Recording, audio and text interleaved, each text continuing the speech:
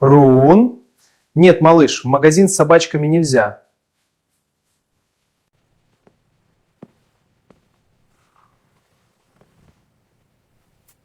Люта уже обувалась у двери, поправляя цветастый платок.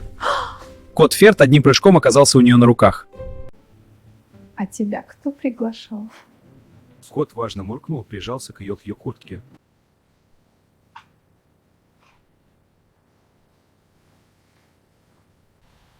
Люта, сколько сумок берем? Одну или две? И вообще, зря машину гнали. Могли пешком пройтись.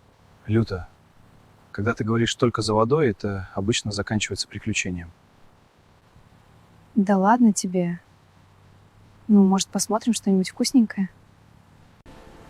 Здесь большой выбор, тебе точно что-нибудь понравится. Надеюсь. А то мой старый уже совсем износился. Люта, зачем нам финики? Финики нам для мозга. А черные макароны?